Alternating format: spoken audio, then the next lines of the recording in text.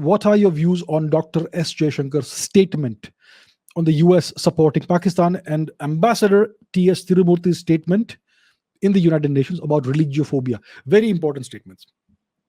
So I have been saying this for quite some time, for a long time, for the longest time, that the US has, for the longest time, since the 1980s, supported and financed and funded Pakistani terrorism in India.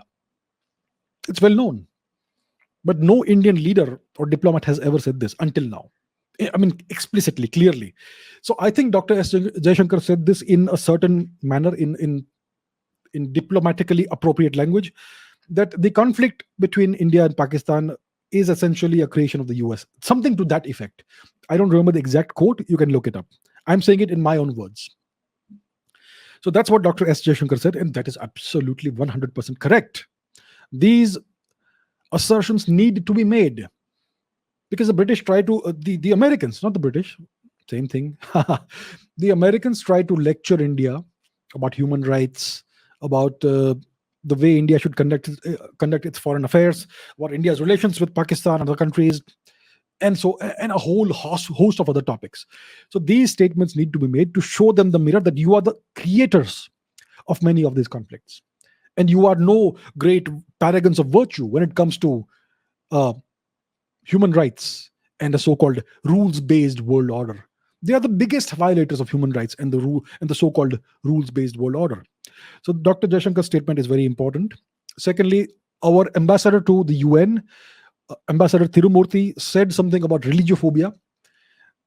The thing in the West is that they talk about a phobia of a certain religion, a certain religion's phobia, but they don't accept that there are antipathic tendencies towards other religions as well. Typically, when somebody speaks about Hindu phobia, which is a real thing, the West says there is no such thing. And especially, it will be Indian interlocutors in the West who will say there is no such thing as Hindu phobia.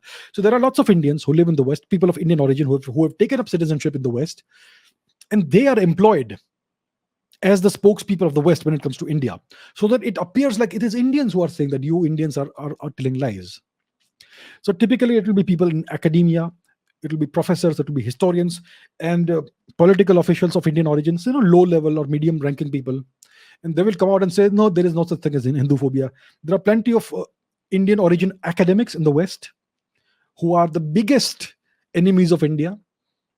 You can see them all over Twitter and in various publications about foreign affairs, etc. So they are the ones who typically say that there is no Hindu phobia. Hindu phobia is a real thing. It's existed for the longest time in the US, in the West, and even in India today. India is probably the most Hindu-phobic nation in the world. Look at the government policies. I'm not saying the central government. I'm saying look at certain state governments, not all state governments, but overall the constitution reduces Hindus to second-class citizens, to the status of second-class citizens. Hindus are not allowed to administer their own temples. There is clear Hindu phobia, and various government policies in certain states are clearly Hindu phobic. So that's about India's internal Hindu phobia. But when it comes to the West has a very old history of being Hindu phobic. And India's institutional Hindu phobia has its roots in the British occupation of India, which was Hindu phobic. They tried to destroy Hinduism, right?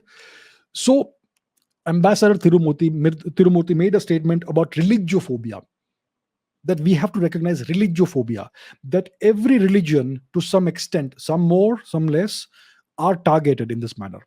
And there are antipathic tendencies towards against all religions, especially Hinduism. So you cannot say that only one or two religions have phobias and others don't. That is just not right.